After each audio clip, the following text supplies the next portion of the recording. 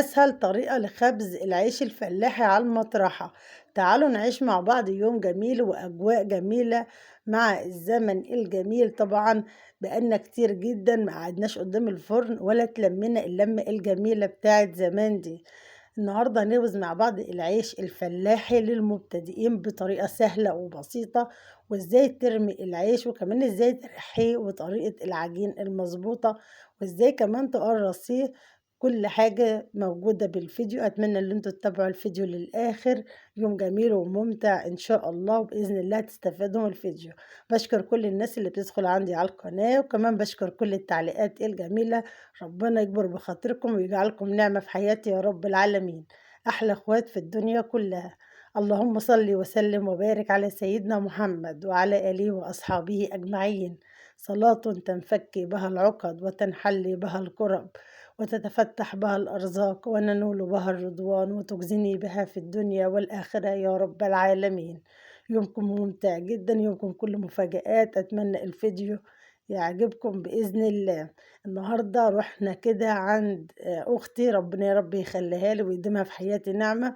قالت لي تعالي بقى نعمل شوية عيش كده طارين نحطهم في التلاجة. طبعا الأرياف معظمهم ما بيشتروش العيش بتاع الفرن، دايما بيخبزهم وبيحطوا من العيش في الفريزر. وقت ما بيعوزوه بيقدروا من هم يسحبوا.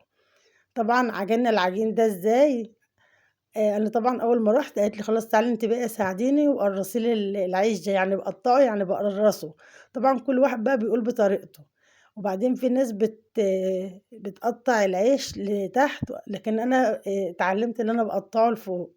بتكون الطريقة دي سهلة، وكمان بتخلي الرغيف معايا مدور ومقفول من تحت علشان ما يكونش الرغيف مفتوح ويفتح معاه على المطرح. كمان ببدأ أرسم الصاج بعد ما بحط الرد أو النخالة على حسب ما بتقولوا. وببدأ كده أعمل مسافة ما بين الرغيف والتاني عشان العيش لو ريح ما يلضمش في بعض. طبعا عجنة العجين دوت حطت شوية ملح بركة يعني كده على الدقيق، وطبعا حطت المية والخميرة بتاعتها. وبدأت عجنة العجين وجمدته، وبعد كده مرقته المرقة اللي هي عايزاه، يعني خلته بالقوام اللي هي عايزاه، القوام اللي انتوا شايفينه ده. يعني لا بتخليه مرق ولا بتخليه يابس، علشان طبعا لما العجين يريح الجو حر جدا ما بتمرقش عشان الجو حر. لو هي مرقته عن كده هيتخرم معاها على المطرحة ومش هيطلع عيش خالص. فبتحاول تخلي العيش قوامه مظبوط، يعني العيش يكون يعني متماسك شوية، يعني ما يكونش ولا طري ولا ناشف قوي. تمام. وبدأت قطعت معاها كده العيش. طبعا بنقطعه على صاجات وعلى نخالة اللي هي الردة. وهي طبعا بتكون في الوقت ده بتحمي الفرن. النهارده هنخبز في الفرن اللي هو بالقش. طبعا كانت هي محضرة القش ومظبطة الصاجة بتاعة الفرن، مساحتها وظبطت كل حاجة علشان ان هي تشتغل على طول ويكون الفرن داير معاه. طبعا انا بقطع التقطيع دي كل واحد على حسب ما هو عاوز. عايز العيش بتاعي كبير بتقطعيه كبير، عايزاه صغير. طبعا انا بقطعه معقول يعني علشان ما يفيدش من الرغيف، يبقى الرغيف كبير قوي يفيد منه ويتهدر. بعدين احنا يعني اللي هناكله فبعمله على قدنا، يعني ما بعملش كبير او صغير. عجينه سهل وبسيط. طبعا بعد ما عجنته خمرته، اول ما خمر على طول قرصت فيه، ما بسيبوش لما يخمر او يطفح علشان العجين ما يغشنيش. وكمان التقطيعه دي ممكن ان هي كمان يطلع معايا العيش صغير او كبير. اول ما العجين معايا بيرفع بقرصه على طول، وببدأ أقطعه كده وبسيبه يرتاح بعد التقطيع حوالي 10 دقايق ربع ساعة. وبعد كده ببدأ أدير الصاجات وباخد من أول صاج أنا قطعت عليه. طبعا كلكم ستات بيوت شطار وأمارات وكده. الطريقة دي جميلة وبسيطة وأحلى كمان من إننا نروح نقف في الفرن أو نتبهدل. بصراحة العيش ده جميل ونضيف، وكفاية اللي دي حاجتك انت عاملاها بإيدك، نخلة الدقيق وكمان نخلة الردة. وما شاء الله عاملة حاجتك يعني. والطبق اللي انت عاجنة فيه طبق نضيف ما شاء الله بيكون ممتاز جدا. وكمان كفاية ريحته وطعمه حاجة كده ما اقولكوش عليها، فاخر من الآخر. العيش دوت مش عاوز غير شوية سمك بوري بقى مشوي أو شوية فسيخ كده وسردين ورنجة.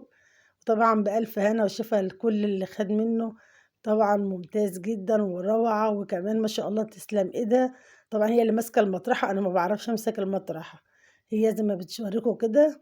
أول حاجة أختي بتلقط لها من على الصاج، وأختي التانية هي اللي ماسكة المطرحة، وبتبدأ اللي هي ترِح العيش كده على المطرحة بكل سهولة. يعني ما بياخدش معاه وقت بصراحة. هي كانت بتورّيني بتقول لي: "أنا بامسك كده وبابدأ أودّي رغيف في كل الاتجاهات، باحرّكه، أنا ما باتحرّكش، هو الرغيف اللي بيتحرّك معايا على المطرح." هي بتلقط لها زي ما أنتم شايفين، هي بتاخد شوية رَدّة على المطرحة، وبتبدأ هي ترمي لها. وما شاء الله زي ما أنتم شايفين العيش جميل، طبعًا بألف هنا وشفا لكل اللي خَد منّه، ما شاء الله ممتاز جدًا. طبعًا هي بترمي في الفرن من جوّه، بترمي ال الحاجة اللي هي بتحمي بيها يعني، وكمان هي بتحط حوالي 5 أرغفة من حوالين بعض كده.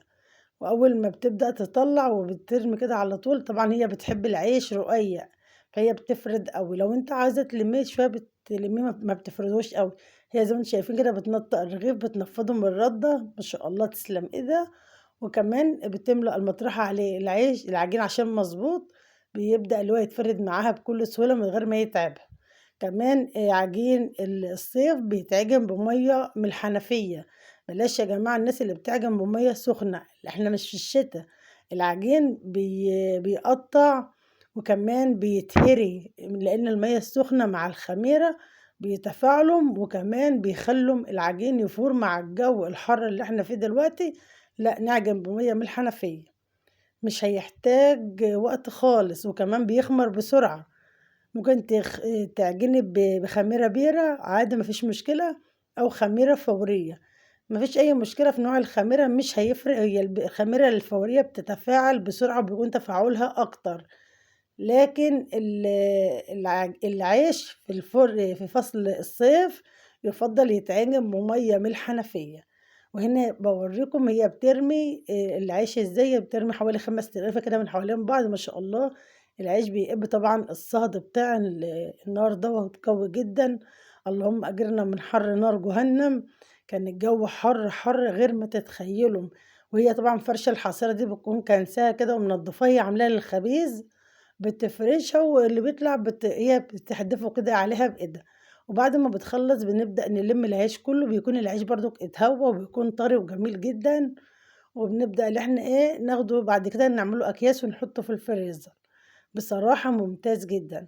وبعد ما خلّصنا يومنا الجميل طبعًا نختم نختم بشوية بطاطا بقى مشوية الفرن سخن، خلاص. وجابت الطاسات كمان قالت بقى ما بدهاش مرمي الطاسات كده علشان تطلع بتبرق وبتلمع، وتنضيف كده ولمعان وحاجة ما فيش بعد كده.